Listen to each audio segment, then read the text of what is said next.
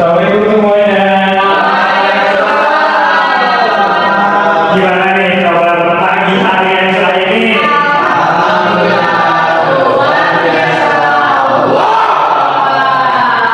Alhamdulillah. Gimana puasa kalian hari ini? Alhamdulillah. Gak ada yang bohong kan? Oh ada. Emang semua mau? Iya. Sama healthy. Coba lihat di sini ada dua nih yang sama. Siapa yang hadir? Romli Kak, Romli. Oh, Romi kenapa dia? Kurang tahu Pak, kayaknya telat Pak. Sama siapa lagi? Dalam. Dia kemarin izin kalau nggak salah bawa anak. Tapi kemarin itu mancing Pak. Mancing nggak boleh bohong ya dia. Iya bohong, motel. Orang ya.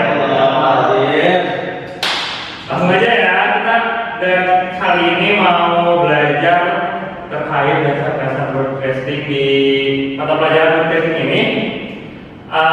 Bapak mau bahas sedikit sebelum ke materi utamanya. Di broadcasting ini kalian pasti nanggapnya tuh kita belajarnya di belakang layar, benar nggak? Benar Pak. Nah, tapi kita bukan sekedar belajar di belakang layar, tapi kita juga ada belajar bagaimana cara kita mempelajari kita yang ada di depan layarnya. Boleh di next? Nah, ini dia materi yang aku bahas hari ini, yaitu bagaimana kita menjadi talent profesional. Siapa yang di sini yang mau berperan menjadi yang ada di depan layar? Ada nggak? Saya pernah Masih malu. Udah, boleh next. Nah, pada on-cam attitude. Apa itu on-cam attitude? Ada yang tahu? On-cam attitude. Belum tahu. Boleh next. On-cam attitude. Nah, ini dia. On-cam attitude adalah kemampuan untuk tampil percaya diri, menarik di depan kamera dengan memanfaatkan ekspresi wajah, lalu ada suara dan bahasa tubuh. Jadi on-cam attitude ini dari namanya pun on-cam attitude, attitude ataupun etika depan layar, ketika kamera on gitu loh. Nah kayak gitu. Jadi kenapa sih yang di highlight sama bapak percaya diri dan menarik? Nah dari percaya diri dan menarik ini pasti nantinya tuh akan membawa si orang yang ada di depan layar itu menjadi ekspresi wajahnya otomatis dia menjadi ekspresif, lalu dari suaranya pun bakal enak didengar dan dari bahasa tubuhnya tuh bakal enak juga. Boleh di next? Nah, apa sih yang penting di dalam on-cam attitude? Ada yang tahu nggak? Kenapa on-cam attitude itu penting dan kenapa sih kita harus tahu terkait on-cam attitude? Ada yang tahu?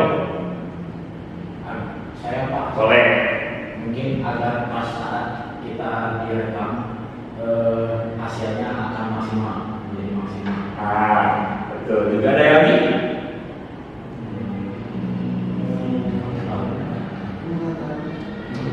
Udah. Kenapa banyak yang nggak tahu bahas? Boleh. Nah, ini dia ada part. Ini mana? Pentingnya on-cam attitude yaitu yang pertama ada membuat kita menjadi tampil lebih profesional, yang dimana nantinya itu kita bakalan lebih aware akan sekitar, aware akan hal-hal yang bakalan kita lakukan. Yang kedua ada bagaimana nantinya itu audiens memahami dan menerima pesan kita. Kan kita gak mungkin ya di depan layar ataupun misalkan kita lagi menyampaikan sesuatu, tapi kita tuh membuat si audiens itu memahami apa yang kita omongin. Jadi kita tuh harus, ini yang pertama, ini yang paling utama, audiens itu harus tahu apa yang kita omongin dan bisa menerima apa yang kita sampaikan. Lalu yang ketiga, untuk membangun personal branding. Nah, di zaman sekarang, di zaman yang sudah sangat canggih, kalian ngeliat gak sih influencer atau konten kreator mereka punya ciri khasnya masing-masing. Nah, ciri khas masing-masing dari mereka itu untuk membangun personal branding mereka kayak gitu. Dan yang terakhir ada menciptakan kredibilitas dan kepercayaan audiens.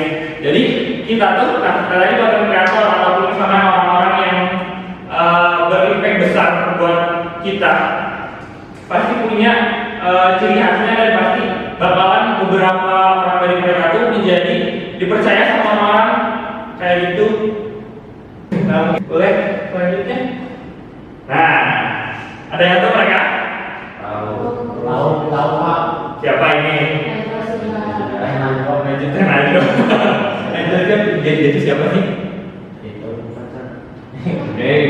Pocong kamu. Iya, maaf. Ini siapa? Ada yang bisa jawab? Dia siapa? Dan mereka siapa? Ataupun malah saudara mereka siapa? Dan apa sih mereka itu? Mereka itu presenter, Pak. Presenter. Ada lagi nggak? Presenter mereka apa? apa yang mau digoreng sama Influencer.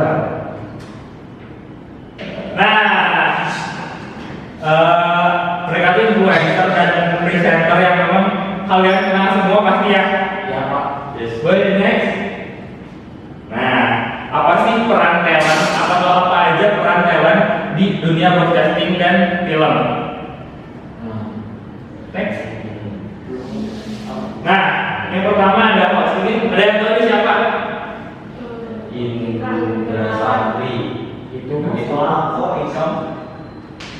Indra Herlambang. Oh. Ya, kalian sih lihat gak sih kalau misalnya ada fansign K-pop ataupun artis Korea itu suka jadi hostnya. Nah, nah, ini host acara. Buat host acara itu gimana sih? Nah, host acara ini orang yang dimana memimpin sebuah acara yang dia tuh memimpin acara itu harus menjadi acara itu hidup, acara itu menarik, dan dia tuh harus membuat si audiensnya tuh diajak ngobrol juga. Dia tuh harus berinteraksi sama audiens dan juga berinteraksi sama si tamu undangannya kayak gitu. Lalu yang kedua ada penyiar berita. Nah, penyiar berita ini tuh lebih ditekankan dari ketegasan mereka berbicara dan intonasi mereka bicara, di mana mereka harus menyampaikan informasi. Kalian pernah nggak dengar penyiar berita tapi suara mereka kayak mau ogah-ogahan? Ada nggak? Nggak ada. Iya, karena mereka tuh emang ditekankan harus menyampaikan informasi dengan tegas dan intonasinya itu yang jelas kayak gitu. Nah, influencer ini pasti kenal dong siapa ini. Jadi, Ya. nah dia tuh influencer. Buat influencer ya udah. Kalian di sini ada yang menjadi influencer kan? Ataupun content creator ada. Gimana sih kalian untuk menghadapi menjadi influencer ataupun content creator? Apa yang perlu disiapkan? Kalian tahu apa aja? Ciri khas. Terus apa lagi? Percaya diri Pak. Betul, saya diri. Ada lagi nggak? Nah, ide konten, betul. Nah, buat menjadi influencer itu, yang tadi kalian sebutkan itu benar, harus punya ciri khas, ide konten. Nah, kayak gitu ya, influencer. Boleh di next? Nah, basic kayak gitu. Yang pertama, ada kontak mata dan ekspresi wajah. Kalian pernah lihat influencer ataupun penyiar berita host yang mereka tuh kontak matanya kurang, ada gak? Ada. Dan ekspresi wajah mereka tuh kayak kurang menarik. Ada. Ada. Nah, hal yang paling penting itu dari kontak mata dan ekspresi wajah, karena itu akan membuat kepercayaan diri mereka meningkat. Lalu yang kedua, artikulasi dan intonasi yang jelas, artikulasi dan suara yang jelas.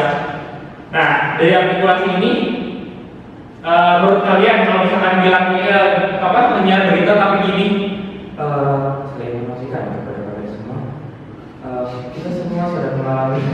menurut kalian itu menarik ya? Itu kalau sampai informasi yang jelas nggak? Nah, dari itu dari artikulasi dan intonasi mereka harus jelas karena mereka akan menarik si audiensnya itu untuk melihat mereka kayak gitu. Nah, yang selanjutnya mereka ada bahasa tubuh dan postur tubuh. Kan nggak mungkin ya, misalkan kita jadi influencer ataupun jadi orang host ataupun penyiar berita tapi mereka tuh kaku kayak Assalamualaikum semuanya, kita sedang kayak gini, nggak mungkin gitu juga kan? Tapi dalam tubuh mereka juga terlalu berlebihan juga, kayak Hai, gimana hari ini? Nggak mungkin gitu juga kan? Nah, kayak gitu ya. Nah, tadi kan udah ada host, ada penyiar berita, sama ada influencer. Ini Bapak ada 2 contoh skrip talk show dan berita. Ada yang mau nggak baca memerankan salah satu dari 2 ini? Mau kan? Ayo. Ini harus berani. Berani tuh sebenarnya. Baca ini. Halo semua, selamat datang di acara Ngobrol Santai. Saya Naura akan menemani kalian selama 10 menit ke depan dengan topik yang sangat menarik. Bagaimana cara menjadi calon profesional di dunia broadcasting? Hari ini kita kedatangan seorang narasumber yang sudah berpengalaman di bidang ini. Yuk kita sambut Rayanza. Selamat datang Rayanza. Bagaimana kabarnya hari ini? Boleh tepuk tangan. Terima kasih Naura. Nah, menurut kalian dari tadi yang Naura sampaikan dan dari tadi yang Naura bacakan, apa sih yang kurang menurut kalian atau apa sih yang memang menjadi poin dari pembacaan skrip untuk menjadi talk show menjadi host talk show? Ada yang tahu nggak? Kalau kata aku kurang intonasinya kan. Intonasi. Lalu? Tadi juga dijelasin kan sama bapak yang gestur. Ya betul. Vibes-nya kurang happy Pak. Vibes-nya kurang happy. Ya, dia tanya Agak kurang. Jadi si ekspresi wajahnya kurang excited jadi gitu ya. Soalnya kan talk show pak. Hmm. Jadi kayak kurang interaktif aja gitu. Oh iya betul. Nah, kayak itu dari tadi yang Naura sampaikan, ada beberapa yang memang bisa menjadi pembelajaran yang cara mungkin nanti kamu ke depannya akan menjadi host. Kayak yang tahu kan, ini belum. Nah, kayak gitu dan ini untuk contoh skrip berita, di mana pasti bacanya itu lebih formal ya, lebih artikelnya lebih jelas kayak gitu. Boleh di next? Nah, ini dia professional content editor. Tadi kan kita udah bahas basic content editor. Ini untuk tahap yang akhirnya untuk menjadi seseorang di depan layar, tetapi lebih profesional. Yang pertama ada tepat waktu dan siap sebelum tampil. Kalian gak mungkin menjadi seorang host, tapi telat. Terus kalian belum siap. Kalian kalau misalkan kalian jadi panitia nih, kalian pasti kan ada acara-acara OSIS kan? Iya. Yang kan? Kalau semua orang yang telat, suka gimana kan? Kesel gak? Nah, kayak gitu. Jadi kalian bisa berusaha mungkin kalau misalkan mau menjadi seorang pembicara ataupun apapun itu, kalian harus yang paling utama tepat waktu dan kalian sudah siap untuk tampil. Yang kedua, berpakaian sesuai konteks acara. Gak mungkin kalau kalian acara Ramadan ini kan Ramadan ya. Kalian acara bulan Ramadan, tapi kalian pakai baju sport. Sesuai gak? Enggak. Nah, karena itu kan sebuah salah satu hal untuk menghargai orang yang mengundang kita. Kayak gitu. Lalu yang ketiga ada sikap ramah dan terbuka. Terbuka di sini bukan terbuka kita terlalu sharing ya, tapi lebih ke kita tuh kalau ditanya ya kita jawab, ya kita tanya dengan nada ataupun kalau bisa ya kita yang nanya duluan ke orang-orang yang ada di sekitar situ. Lalu yang keempat ada bahasa tubuh yang positif. Yang tadi Bapak sudah sampaikan, bahasa tubuh memang salah satu hal yang penting juga ya. Dan memang kita jangan menunjukkan gelagat yang kurang enak ke orang-orang yang nantinya bakal berinteraksi dengan kita. Terus terakhir ada koneksi dengan audiens. Nah, lagi koneksi dengan audiens yang dimana nantinya bakalan menjadi sorotan. Kita tuh bakal menjadi sorotan si audiensnya tuh. Jadi kita harus membuat si audiensnya melihat kita, jangan si audiensnya malah ngobrol ke temennya. kesimpulan nggak? Apa aja yang tadi udah Bapak sampaikan? Yo, Aku aja Pak. sok, Dari boleh Pak. dari materi Bapak tadi aku bisa nyimpulin kalau anggapan itu tuh sebenarnya simpelnya itu adalah bagaimana cara kita berinteraksi, bagaimana cara kita bersifat, bersikap di depan layar agar nantinya itu bisa ningkatin kepercayaan diri sama bisa ningkatin feel dan emosi kita teman-temannya. Nah, betul. Boleh tepuk tangan tidak? Ada lagi yang menyimpulkan atau kesimpulan dari yang tadi Bapak sampaikan kan agak berbeda dari tidak ada ya? Ceweknya belum lupa. Siapa? Mau Ismu mau Jadi aku tangkap itu Boleh. di bagian ini personal branding. Ya. Jadi kita harus memiliki personal branding gitu sebelum kita terjun ke dunia influencer atau konten kreator. Mulai dari ciri khas, konten yang menarik, struktur konten itu akan bagaimana sih ke depannya agar menarik perhatian audiens. Kurang ya, betul sekali apa yang kesimpulan dari Jidat sama Isma yang dimana konten itu menjadi sebuah kunci ataupun menjadi sebuah hal yang paling utama untuk orang-orang yang memang mau berkecimplung ataupun mau berhadapan dengan sesuatu yang ada di depan layar ataupun menjadi orang yang menjadi sorotan kayak gitu. Dan yang poin utamanya dari kota-kota ekspresi suara dan gestur mereka juga harus menarik, harus membuat si audiensnya tuh melihat mereka kayak gitu. Dan yang paling utama juga kita orang itu dan kalian misalkan nantinya mau menjadi salah satu dari yang tadi Bapak sampaikan, ya harus rajin latihan dan harus meningkatkan kepercayaan diri kalian sehingga kalian tuh punya ciri khas ataupun punya kepercayaan diri yang sangat tinggi gitu. Ya, ini dia. Jadi tadi kita udah membahas berbagai macam materi ya.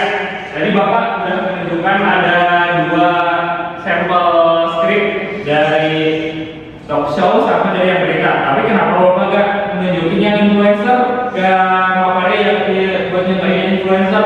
Karena kalian Bapak tugasin buat buat konten sebagai mengibaratkan kalau kalian itu influencer kayak kalian harus mencari ciri khas kalian dengan membuat kontennya sesuai dengan passion kalian. Di next. Nah, ini dia untuk kalian harus membuat kontennya itu selama 2 menit ya. Tapi yang sesuai dengan kalian, ya.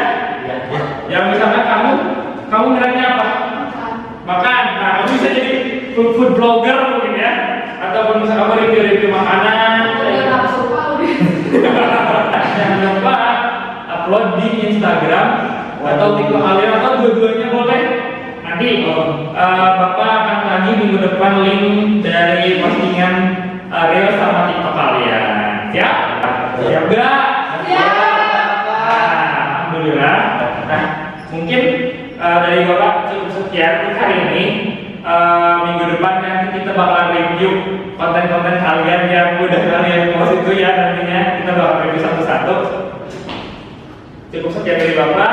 Mohon maaf kalau misalkan ada beberapa kata yang kurang enak ke kalian atau kurang berkenan ke hati kalian.